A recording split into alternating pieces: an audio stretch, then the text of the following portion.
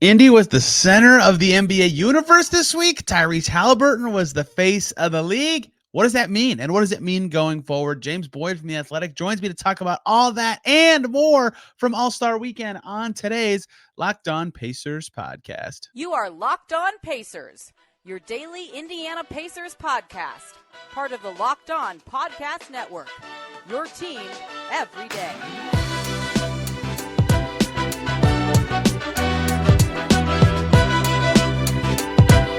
What up, y'all? Happy Tuesday, and welcome into another edition of the Locked On Pacers podcast, where we, of course, talk about the Indiana Pacers. As always, my name's Tony East. I cover the team for Forbes and SI, and today, lots to get to. Closing out All-Star Weekend coverage, mostly centered around Tyrese Haliburton, the face of the league this weekend. He's not literally the face of the league, but his face was on so many buildings. He was on the podium for his interviews. He shined in every event he did.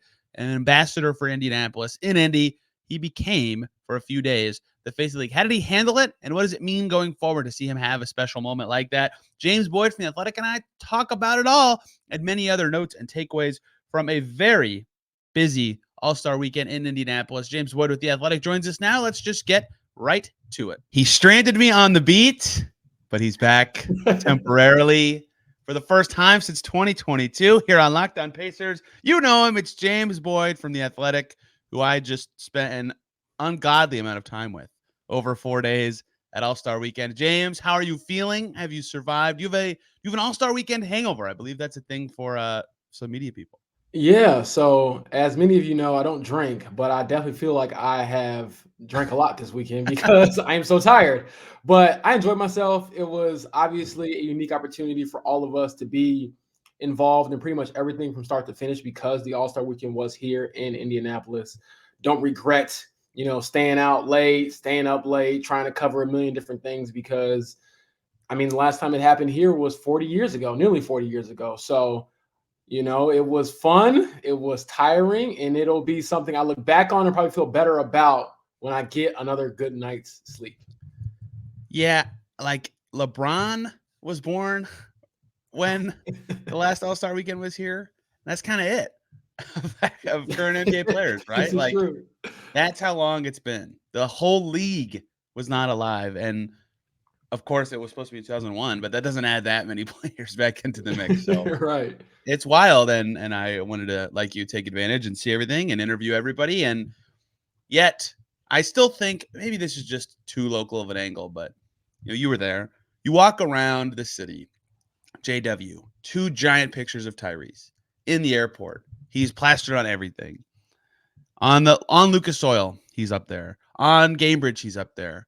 He isn't the face of the league, obviously, like LeBron was literally at All-Star Weekend, but this weekend he was literally the face of the league. Yeah. And I thought that was endlessly fascinating. And I thought, of course, he performed well and handled it well. What did you think of that kind of moment for him and the Pacers to have him be that kind of representative for the entire NBA for 4 days?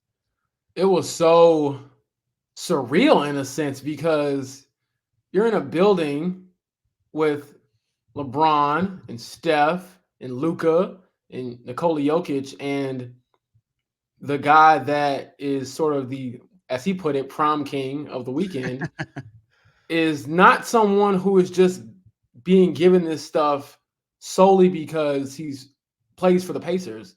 Tyrese is really good. He's a starter in this game. And so I think that obviously swayed some of the attention. Obviously being here helped, but it wasn't like they were putting up, an injury reserve replacement guy all over the city. No, this is someone who was voted in by the fans, which is a huge deal. Even this year, obviously, it was in the Western Conference, but Stephen Curry wasn't even voted. The votes and all that didn't even help him start in the All-Star game. So all that to say, I think that he handled it about as well as he could. Obviously, he had a huge schedule, but I thought there were some very cool kind of crossover moments, when he was on the stage at the tip-off or kickoff event, however you want to phrase it, when he gets out of the car and he's on stage with Larry Bird, and you have Reggie Miller praising him, you have Tamika Catchings in the building, you have Oscar Robertson in the building, and you have so many Indiana greats. I was even thinking last night, Jackie Young was here. She's the high school all-time leading scorer in Indiana, basketball history, and she's got 2 championships. And so all that to say, I thought that Tyrese handled it about as well as he could. Maybe he's a little bit more tired than us probably, but with his personality, his flair, his skill level, and really being an all-star, truly being worthy of an all-star appearance, it just made this more of a, Indiana-themed event. Yeah, the thing that I've always talked about with him before this weekend is like whatever he's doing, he just like gets it of what he needs, like how he needs to act, what tone he needs to take. And I think that speaks highly of his emotional intelligence. And so if he's, meeting with a fan or a younger fan or whatever, his personality will adapt to that. He's more serious with the team. That helps him be a leader. That's helped him be this great connector. Everybody's talked and written about this. So in a weekend like this, where he goes from, I'm riding in a car with Connor Daly. Oh, I'm right next to T-Pain. Okay, the next guy I'm right next to is Larry Bird. Okay, now in the morning I wake up and I'm playing 2K with kids. Okay, now I'm going to talk to Adrian Wojnarowski about myself and the NBA and all this every weekend. It's like so many things he had to go to that were so different over and over and over. Some of them were about fans, some of them were about hoops, some of them were about public appearances, whatever. But that's like what he's good at, is he can bounce from thing to thing like that and still be a good representative of himself and his team. And so in that way, it makes it very easy to make him the face of these events, I think. And so I think a lot of people can do it. LeBron is very good at this kind of stuff too. Steph's awesome at this and always has been. But that made it really easy to have him be the face of this and to have him bop around and beat Tyrese Haliburton. And it also helped that everything he was in, except for the tiebreaker of the 3-point, he was really good at the basketball part too. Yeah, I mean, I was, being sort of on the beat again and having, kind of ingrained myself over the last few weeks, about a month now probably. The reporter in me is like, man, he looks pretty good out there. How healthy is he? How's the hamstring? Like, because he's moving and threw the legs off the backboard during the skills challenge and dunked it. And obviously had a dunk last night in the All-Star game, came out firing on all cylinders, literally making his first 5 threes. So it looked like he was healthy. And then I don't even doubt his basketball talent, because he is, in my opinion, he has to prove it, obviously, in the playoffs. And that's what every star that we talk to, both past and present, as far as the next stage for him.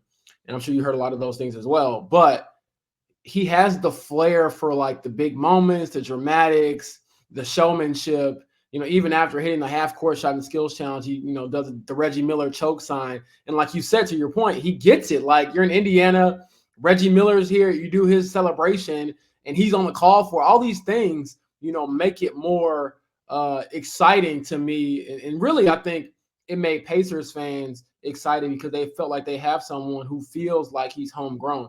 I think, when we look up 20 years from now, it's going to be hard to tell anybody that, oh, he wasn't actually drafted by them, because that's what it feels like. It feels like he grew up here, and really he's coming to his own here. His first 2 full seasons, I know he was traded midseason when I left the beat, but his first 2 full seasons, he's been an all-star, and obviously this year an all-star starter for the first time, or the Pacers, having a player as an all-star starter for the first time since, Paul George in 2016, which feels like forever ago, but even Paul George is an all-star still. So there was a lot of crossover appeal from just different eras of this team. Even seeing Jermaine O'Neal and others on stage last night, I was like, wow, it's so different, but it's also cool to see how much has changed and sort of stayed the same about, this small market team, quote unquote, wanting to be, among the big dogs. Yeah, every Pacers All-Star pre-2009 was at the game last night, and it's still like, Ty could be better than a lot of these guys, which is crazy to think about. You just made me want to ask you a beat writer question to a different beat writer. I ask players this a lot. You've asked this before. Like, Buddy Hield fielded this question all the time.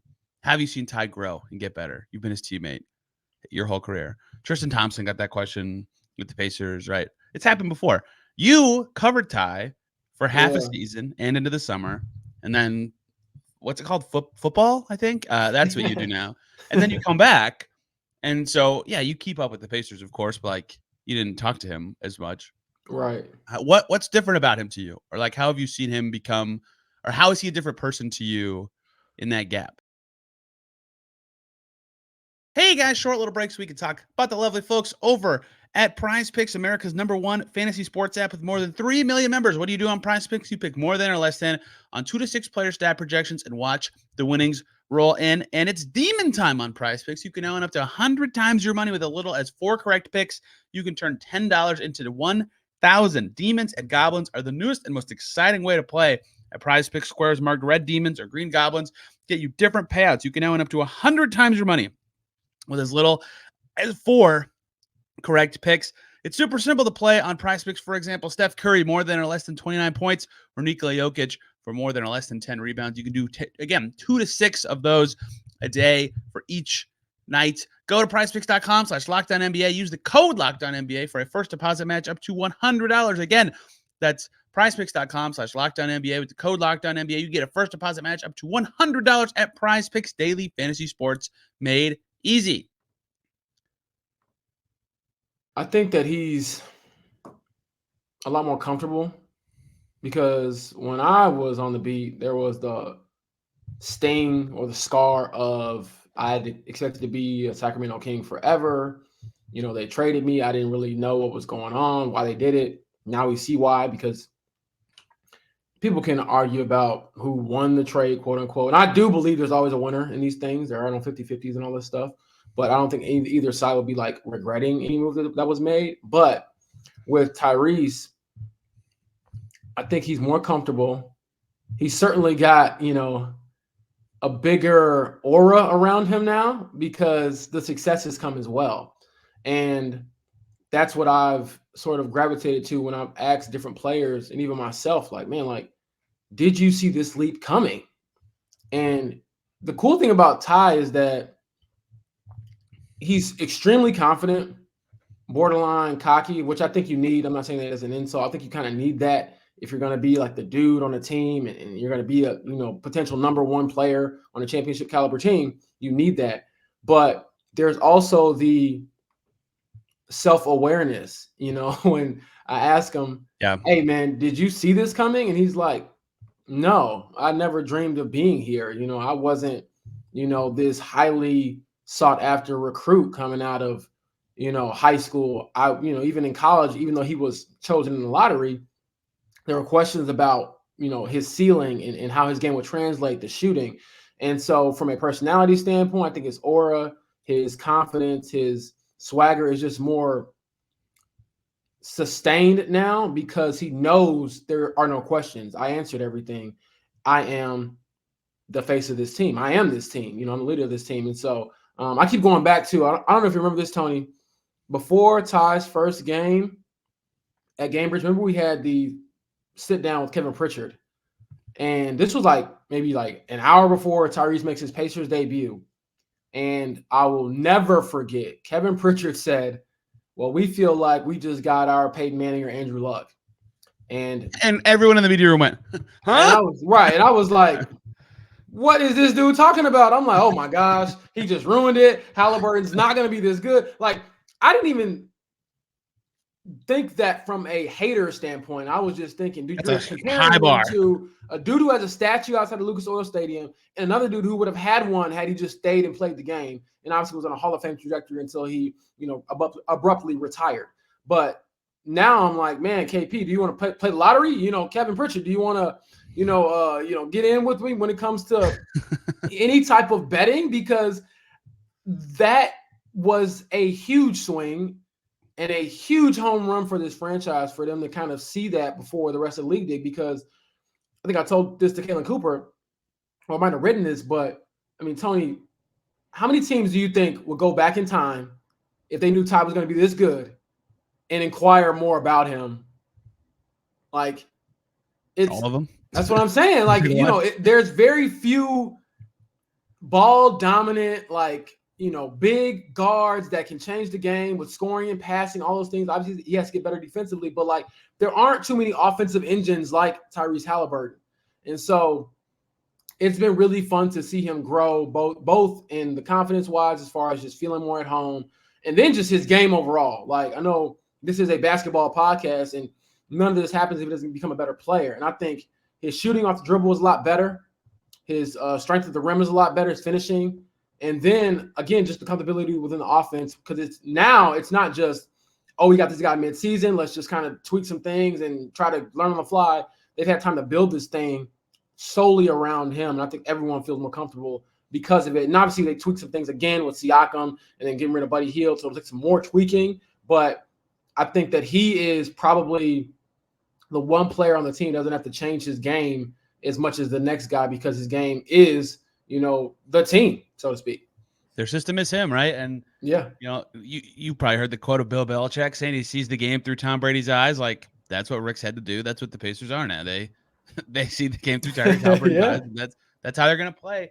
Yeah, I noticed that early in the season. I don't even know what made me notice it, but you kind of referenced it. Like, he just had this confidence and swagger change at some point between last season and this season, and he earned it because he went from like, oh, this kid could be pretty good, to like, oh man, this guy's the top whatever. I mean, going into this year, people pegged him as like what, somewhere between 25 and 30th best player in the league, and now I think that number for most people is between like pick your low number, 8 and 15 or something like that. Yeah, maybe. I would say that. And I mean, when he was 100% healthy, like before the hamstring and all that, he was the best point guard in the NBA. Like, and I'm not saying people had him in the top like 5 to 10. Exactly. Yeah. Like, he was having those moments. I remember tweeting like, nah, this dude is top 10 right now. Now, obviously, he's taken a step back because of the injury.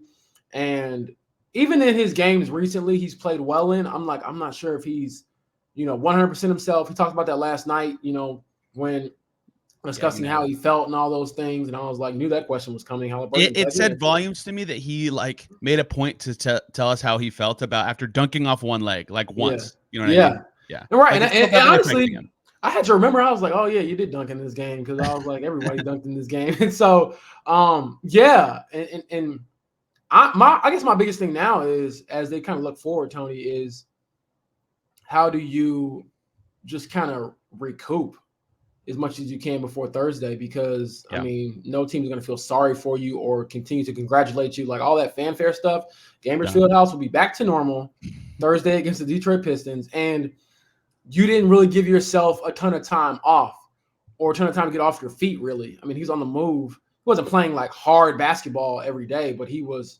standing up for hours and talking to people and going places and jumping out of cars a lot, going out and having a good time with his friends, all those things. Now it's like, okay, use today, tomorrow, Wednesday, to just recover as much as you can, get off your feet, and then obviously get back in the groove and try to, I think the idea in my head is that, at least maybe this is Haliburton as well, not to like say that I'm him. I'm just saying, like, if I am him, I'm thinking everyone has said these nice things about me. Now I got to go out there and like validate it. And you have Reggie Miller saying, oh, he can be the number one player on the championship team. And, on a team that went to the finals, the only team that ever went to the finals for the Pacers, that means something. When you have Shaq saying, this guy is, one of one. We have Kevin Durant saying, oh, this is somebody that the next generation is going to look up to. I mean, these are pantheon greats. These aren't just guys who, snuck into the, I don't want to say sneak into the Hall of Fame, because it is the Hall of Fame, but you know what I mean? Like, there are a lot of people in the Hall of Fame, and I guess this is my NFL reporter side speaking, is like, the NFL Hall of Fame is pro football, because it's just pro football, is a lot harder than the pro basketball Hall of Fame. So when I look at Shaq, Reggie, Kevin Durant, obviously in the future, these are people that were no-brainers, first ballot type of guys. And so now you got to go out there and prove to them that, that gap between, who you are now and your potential, how much can you close it, during the second half of the season. Yeah, Bam and KD were the two quotes that were like, they were like, yo, this kid's really good of the active players, but Reggie's is of course going to be like the standout one for me for forever.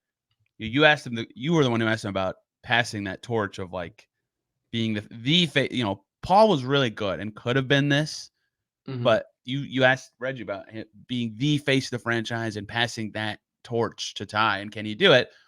And Reggie's answer was kind of like, yeah, he can, but let's see in the playoffs this year, right? Like, that is the next thing. That's what everyone is saying. Yep.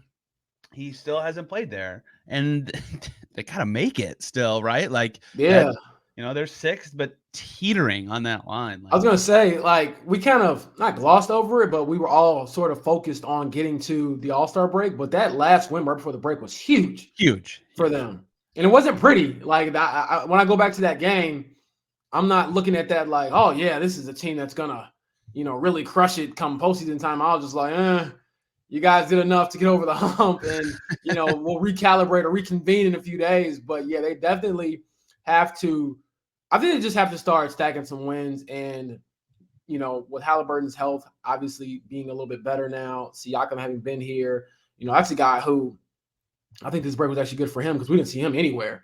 Yeah. And that was probably the best, because the guy had been living out of a suitcase the last time I checked. I was going to say, I bet his break was moving his stuff from exactly. And no, I'm serious. So, maybe that mental break for him was good. And everyone was like, oh, Siakam, like, what if we had 2 All-Stars? And maybe that's a potential for next year.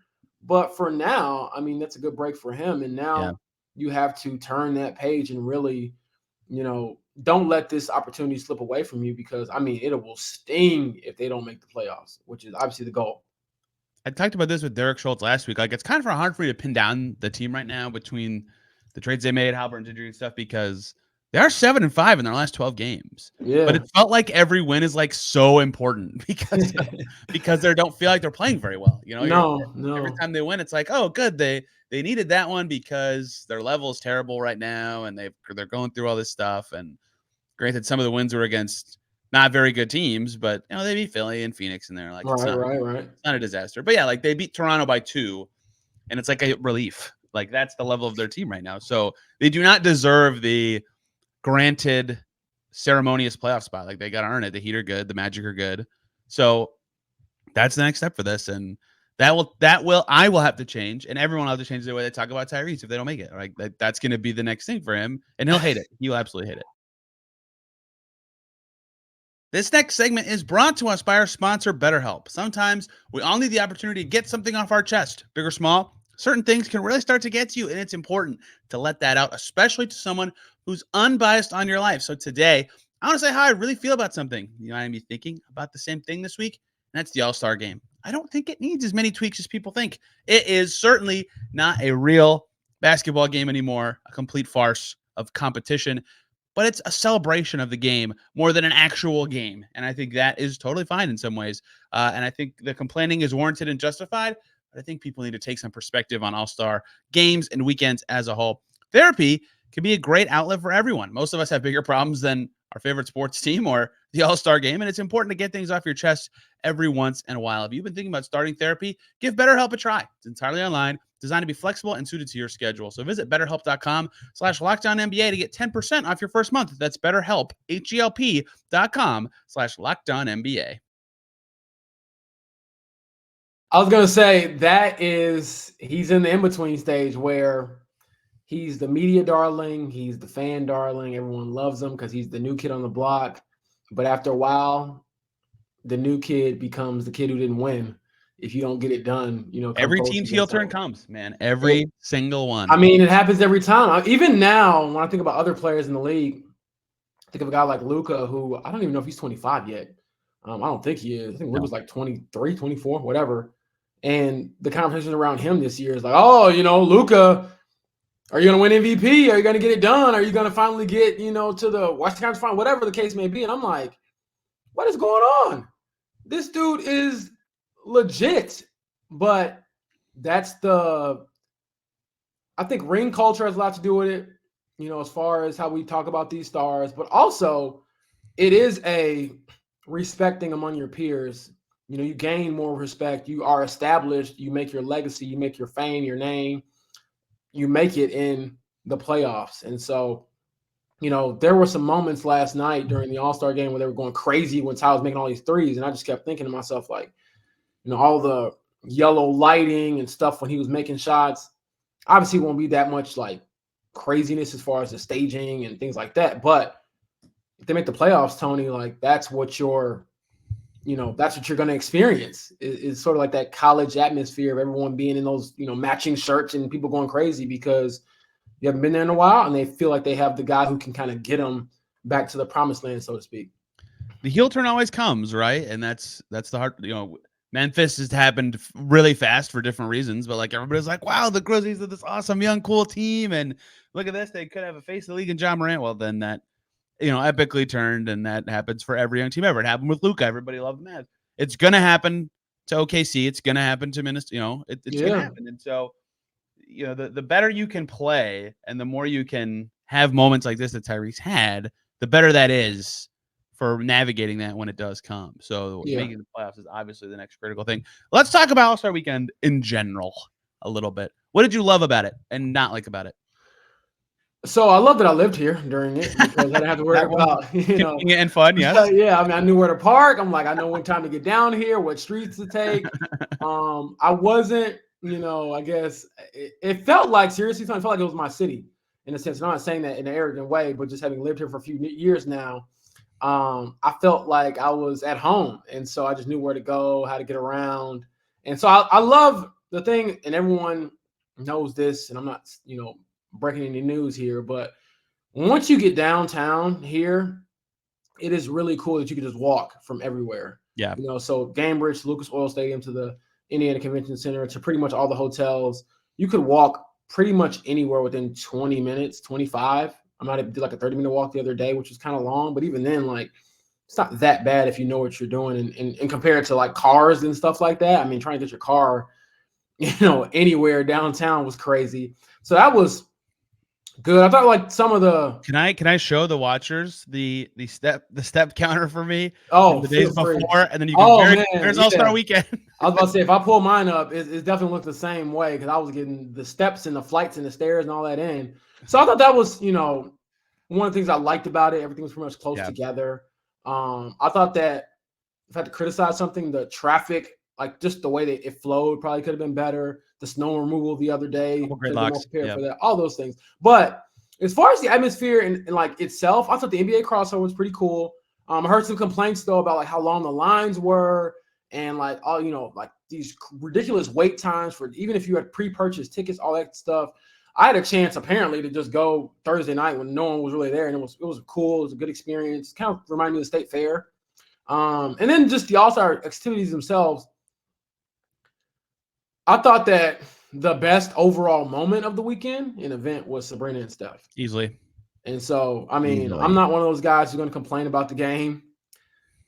It is what it is. I thought one of my buddies, I don't know if you saw this, Tony, but Rafael Barlow, NBA scout guru, like draft type of guy. Rafael, if you're listening, I caught up with him at the G League game. Good to see you, buddy. I'm glad you made it to Indy. Great guy. And he tweeted this morning about how, everyone's like, oh man, the All-Star game was terrible. They don't give any effort. But he made a good point, and I hadn't thought about it, about how many like media and like appearances and like sponsorships that they have to do now compared to in the past where they're constantly doing something. And so by the time you get to the game, you're exhausted. And then even now, the guys who participate in the game, you don't really get like that time off like everyone else did. And so it's almost like, I would like to know this, Tony, and I know the NBA would never allow it, but how many guys, if they had the opportunity to opt out of like All-Star Weekend activities and just accept the accolade, how many would we even see? I feel like it would be like the Pro Bowl in the NFL. Right. We'd see none. And then it's the middle of the season, which makes it like a little bit harder because people want to rest, recover. LeBron's talking about his ankle and trying to feel good, going into the second half of the season. So, I mean, the events were what they were. I didn't really like them or dislike them. I just thought that the coolest moment was Sabrina and Steph. Agreed. And that was probably enough for me to be like, hey, this was cool. A seminal moment in sports to me. Right? Like, it was awesome. Amazing. So here's what I'll say too. Like, okay, you have friends who like basketball, obviously. When you talk about like NBA moments in the past that you love, Vince Duncan, elbow in the rim, some of the best 3-point contests ever, Dirk winning, Clay going crazy. Have you ever brought up an All-Star game moment ever? Like even when they were intense, like the memorable parts of All-Star Weekend have never been the game, even when players were trying. I think maybe that's because I'm not older, but it's just even when they tried, it's never been that way. I just don't. All right, this is my hot take. I don't really care. I'm like the players, I guess. I don't really care if you don't play any defense, run up and down. Because in my mind, I'm like, some 7 or 8-year-old probably thinks this is cool, which is, I mean, a lot of this stuff geared toward All-Star Weekend is geared toward the youth. And so if they like seeing LeBron pull up from deep or Steph Curry make a bunch of crazy shots and people, not really playing defense and dunking and all that, then so be it. I mean, It doesn't affect the product because in this year in particular, I'm like, not forcing, but you're really kind of enforcing this, load management thing. We're not going to allow that. You got to play 65 games to get, contract incentives and awards, all that. So guys are more available than they ever have been in recent years, Kawhi and others. But do you really think Kawhi Leonard is going to like play the most games he can, since I think 2 presidents have changed, something like that. Right. And also like give 90% effort in an All-Star game? No. Nikola Jokic, in fairness to him, he doesn't look like he's trying when he is trying. And he does have 40-point triple doubles or whatever it is. So expecting him to like go out there and like put on a show at the All-Star game, I'm like, what? And then as far as the dunk contest goes, and everyone complains about that, they just bring Matt McClung out to win it every year. They were obviously swaying it really heavily this year to try to get a star to win it. But, because Jaylen Brown's dunks were not nearly worth the scores that he was receiving. That's another topic and a tangent. But, I mean, what else do you really want out of that weekend besides it being kind of a novelty? And I think I've accepted it. I know Adam Silver was not pleased with it, but, dude, you're asking all these guys to go to every single event, junior NBA, go talk to this high school, go refurbish this court at a church or whatever. All these things, and then, the break you're supposed to have, you get 2 days. Like, what? I just think there's no incentive. I don't think so either. Go ahead. Now in the age of where the money's so big and your individual brands matter way more in the social media era, there's a lot to lose, even if it's at most 2% chance. There's a lot to lose and there's nothing to gain, right? Like, I think you hit it on the head. And I was going to ask you, we had our guy Sam Amick kind of report that the players are discussing or trying to get the league to pay them for their appearances in the All-Star game. There you go. Something to gain. And people try to get into the tournament, right? Right. Yeah, that's true. And I think it also kind of gave like that playoff feel to it with the different courts and those are regular season games. It's a little different. Right. But my question to you is, do you think if they were, for example, just throwing some numbers out there, it's like, hey, for the All-Star game, the winning team, each player on the winning team gets $1 million if you win. And I don't know, $500K if you lose. Like, would that really change it? And I say that because when you make an All-Star game, I'm like, most of these guys have already been on their huge, they've already received their huge extension or whatever, So I'm like, what are we doing here? Like, will that change something? I just don't think it'll go back to how things used to be. And I don't think that that's necessarily a bad thing. I think it's just one night, one talking point for like 24 hours. Oh, they didn't play any defense. Oh, the game that I love is ruined. And then like you give it, I don't know, 2 weeks, and then we're talking about the playoffs and who's stacking up against who. And I'm talking about the buyout market, right? Like exactly. Like I'm not thinking about how this will affect, the legacy of Karl Anthony Towns because he had 50 points. Snubbed, MVP game, snubbed. Or exactly, or and I guess we could talk about Tyrese. Was he snubbed? All those things. I just don't. I don't care, man. It's just, Tyrese looked like he had a good time out there. Dame got MVP. All the other festivities were what they were. But again, going back to the coolest moment, Sabrina and Steph. Sabrina coming out and going for the jugular and having a score that would have, put her at the top of the list in the actual 3-point contest that Dame won, and then looking at what Steph did because he's Steph. Somebody tweeted this, Tony, and I was like, man, this is so true. They're like, yeah, they had a 3-point contest. Damian Lillard won it. He won MVP. Shooting from the parking lot. They were like, but yeah, they just created a whole different event for this other guy over here. And credit to Sabrina. Sabrina didn't ask like shoot against Dame. She didn't ask shoot against Klay Thompson or Buddy Hield or anybody else is really a prolific 3-point shooter. She was like, I want the GOAT. And she went toe-to-toe with him. I mean, she was rolling, Tony. I watched her shoot from that corner in pregame or the pre-warm-up or whatever. and she probably missed like 5 out of 7 or something. And then the thing starts and she just lights it up. And I was like, oh my, like that was amazing. And I'll have everyone out there listening, especially people who are ridiculously naive. There were not only just women and, you know, girls cheering. There were grown men and boys who were losing their minds because everyone in there, I think even possibly Steph, thought for like a split second, man, is she going to like do this? Because she like it wasn't easy at all. I mean, would she make her first 7 or 6 or first 7? 6 or 7? I think it was 6. But yeah, she cleared the first rack, and then it took I think Steph with like the money ball or something like that to win it. Yeah. So that was awesome. What were your thoughts on that? And then obviously being someone who has covered, you know, both leagues, you kind of see where both leagues are going, trying to like obviously merge some of those things together and having that moment kind of culminate with 2 of the best shooters in the world. Yeah, to close up the All-Star game part of it first. Yes, trash. Yeah, who cares? I mean, I have no expectations for it either. Money might do it, but you nailed it that they're already the highest paid guys. I floated this to you, and then someone asked Ann about it, so I feel good about this idea. The USA versus World idea, which is hard because then you have to make sure it's like actually the best 24 players who are honored. But yeah, guys might try if that was the game format. And I think they will really try. Oh my god, yeah, I do too. Yeah, I do too. And that'd be sick. But like, I looked it up last night, right? Like you remember, D-Wade broke Kobe's nose. He didn't miss any games, but like he got hurt in the All-Star game. And like this wasn't the All-Star game, but Darren Williams in the rookie sophomore game tore his groin, missed 2 weeks, right? Like it's such a small chance, but if it happens, it's a big freaking deal, right? And so like all it's going to take is one dude to have a 6-week ankle injury from the All-Star game, and then no one would ever try again ever anyway, right? So right. And it can't be one of those dudes. Like, yeah, exactly. The LeBrons, the Stephs, the KDs. Like, nah, it can't be. I mean, obviously they're all All-Stars, but I'm just saying all stars are not weighted equally.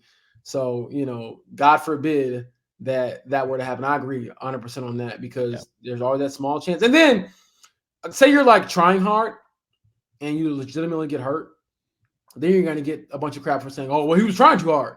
Right. But it's like a lose-lose situation, in my opinion. You don't want to be the one guy, right? So it's just what it. I don't think it'll ever go back to what it used to be, and maybe that's fine. Yeah, the Sabrina Steph thing was awesome. I think we talked about this, but like Tim Reynolds nailed it with his question to me post game because it would have been cool no matter what. I think again, like you said, the fact that they both signed up for it already made it a moment. But if it was like 21-18 or something, yeah, it would have been cool. But like, you know, we just saw Malik Beasley, you know, whatever. The fact that they had the 2 best rounds of the night is like, oh yeah, it was perfect. Like for a moment like that to be showcasing that Sabrina is that level of shooter, right? That's why they set it up because she set the record in the W All-Star game last year. Yeah. I mean, dominated that shootout. I think she won by like the 3rd rack, right? Yeah. Like it was insane. She missed 2 shots. Yeah. She missed 2 shots. It was insane. With racks. Like we're not talking about 1 rack here. She missed 2 shots in the entire thing. Yeah, it was unbelievable, right? And then at the time, everybody said, "Oh, she broke Steph's record," and like the scoring changes in 3-point contests all the time, blah blah. Yeah. Okay, so let's have them do the same scoring system. The Starry Ball. Like, how much did Starry play the NBA? I'm like, they must have money from who knows where, because I saw Starry everywhere. I was like, I never. They were shooting on a lime green court, like with lime green like basketballs. Yeah. So the fact that they both were like incredible. And I told you my take was whoever went second was going to win. And maybe if Steph got 29, Sabrina wouldn't have got 29. But like, I think it's easier when you know the number, I think. Yeah. It was just like as perfect. Oh my God, my camera fell. It was just like as perfect as that. Where did Tony go? Okay. It's like as perfect as that could have gone to me, right? Like they proved that they're both lights out. They proved that this is something that has staying power. It was great for both leagues. It's great for future All-Star games for both leagues, right? Like it was perfect. And you were down there after the game, like they didn't say names, but very strong hinting of potential future Klay Thompson involvement. Very strong hinting of potential other women getting involved. Like the fact that they're already thinking like that, and the fact that it went that well, it was perfect. It was awesome. Yeah, great for the sport. Got the Caitlin Clark question as well. You know, the inevitable. Will she be joining? See, that could be it, right? The Team Indy, Tyrese and Caitlin versus. Oh man, don't even get these if it happens. Right, if it happens, yeah, it was fun. And then I do think obviously there are differences in the men's and women's game. But I'm not saying that in like a ridiculous, like, oh my gosh, it's different, like bad. It's just different, obviously, with like height, size, all those things. But I do think that's like skill doesn't have like a scale that it kind of stops on it, if that makes sense. Like, shooting is shooting. Right. You either can shoot or you can't. And that was what Steph said. And so when last point I'll make is when people were kind of doing the whole, I don't want to say this was everyone, but there were a large portion of people who still were like, well, she shot with a women's ball, it's smaller, so her chances of going in are greater. And it's like, dude, you moved the goalpost when she broke the record last year and said it was just, it's because it's from WNBA line. So she, shout out to Sabrina, decides to just build an entirely new goalpost that we've never seen before. And then people still tear it down. And I'm like, brother, if you can't, like, part of me is like, do you even like basketball? I know. And I can tell you a lot of them don't. Like, I know I'm on my soapbox here, but I'm like, a lot of you just don't like women being talented at anything, it seems like. But she was the show. She showed up. And right. I do think, like, and this is just the last one I'll make.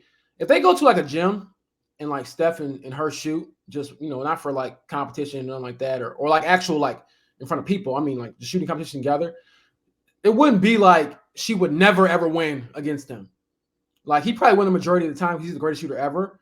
But like, when you can shoot at that level, when you can shoot like her level, Klay Thompson level, down to Tyrese level, like, you're going to be able to like knock people off and have your day in the sun as well. So it's like, if they do that rendition again, I'm not saying like, oh, there's no chance she has, winning because she lost the first time. Like, nah, like, she can really shoot the ball. And it's funny, people are asking, why did she shoot from the WNBA line? Because she can shoot from anywhere.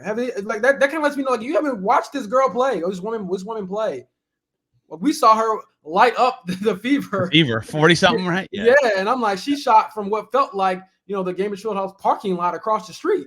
So, I'm done with that. But it was a great experience. Cool to see both of them go at it. And I mean, Steph's got the belt. I thought the cheap belt was a nice little touch. Yeah, like the nice award, like this cheap belt from like, the dollar store, which is awesome. It was funny to see them be all delicate with it when they were setting it on the table before the press conference. And I'm like, I get better WWE belt like at the store right now, but that was funny. And then Adam Silver had it the next day. Which yeah, I really, I mean, just being there made it all more fun too, right? Like, yeah, I mean, how many times you get a chance to like actually be in the space that everyone is watching on TV? Yeah. So that was really fun, and like I said, the crowd was going crazy. You could feel it. The energy was different, and honestly, it probably should have capped the night off because going into anything else after that, I was like, I agree, brother, who cares? Like, this is what I'm watching Jaylen Brown dunk over Kai Cenat, and I'm like, what are we doing here? I will close my All-Star Weekend thoughts with one more take, James. Just jump over Shaq. It's not cooler because he's wearing your high school jersey. Just jump over the guy. It was sweet. It was cool. We don't need the props. You know what? Okay, I actually don't think that's a bad take, but it is funny to me because I was so confused at first. I didn't realize that he had like a Shaq-sized high school jersey. Yeah, because it looked huge when he picked it up. Right. Like I just wasn't paying much attention. I just like the Gate City thing. I was like, why are you giving him like your high school jersey? Like, that is not going to fit on a big man like that. So to your point, the fact that you went out and like got like a replica Gate City high school jersey made for Shaq is hilarious. But it was a cool little moment because Shaq even last year was the one who kind of told him like, make a name for yourself. And now it's kind of Mac McClung's thing. And I guess my hot take is bringing this pro dunkers at this point. Yeah. Like, we've seen so many great dunks in a dunk contest by actual pro basketball players that I don't think we're going to see anything else unless the league decides to just bring in pro dunkers who actually like, and I know people are like, what's a pro dunker? People who literally get paid to practice dunks year round and do a bunch of crazy stuff. Get those people to come in, do some crazy dunks, have the players react to it and beat some of the judges. And then everyone just has a good time that way because I mean, if you're in the arena, you see a guy go through his legs or behind his back or seated in the air, whatever the case may be, whatever aerial stuff, do you really care who did it besides just seeing it? I mean, I thought the dunk contest off the trampoline last night was the best one. With the Pacers power pack and the Bulls guys, right? Yeah. That was That was the best dunk contest I saw in a while. Yeah, they were going crazy. I love those. It was fun. It was a great weekend. Andy did a great job. If Mother Nature could have been a little nicer, I think we all would have just a little bit. Lady, what the heck was that? It would have been perfect. It was a great time. It was good to see my friend James Boyd there the whole time. James covered lots of stuff nobody else did. Sabrina Shoes, Troy Pepper. I think you're right about Ty right now. I don't want to speak for you. Yep. Where can people find you and your work covering All-Star Weekend, the Pacers, and soon to be? You can obviously, yes, the Colts, because I have to go right back to basically like a circus with the combine. So it's like I'm going through the car wash again. I get like to breathe, and I think the combine starts up maybe next week at this time. So I'll be right back into the thick of no sleep, a million press conferences and all that. Wouldn't trade it for the world. But you can read all my stuff at theathletic.com. I have, like he said, the story on Troy Pepper, Indianapolis actually native, who is the Pacers PA announcer, announced All-Star Weekend stuff last night at the All-Star game. He was awesome. Great dude. Crushed it. On TikTok, you can actually check him out there. Big personality. Did the story on Sabrina Shoes, how they're taking over the NBA, and what that moment meant going into it for her and Steph. Did the story on the airport court, which obviously went viral. So it was a fun weekend of like adjacent stories, and I'll have one on Ty as well, and kind of, like I said, taking that step up into trying to become what everyone thinks you can be, because potential is one thing, but like reaching it is a whole other thing. So it should be fun. But and my last hot take, everybody, man, we should only have the All-Star Weekend in one weather cities. You got paid, media that is, to fly out to a city to watch a bunch of people put a ball through a hoop. So I don't want to hear you complain about the weather. Basketball's played indoors, please.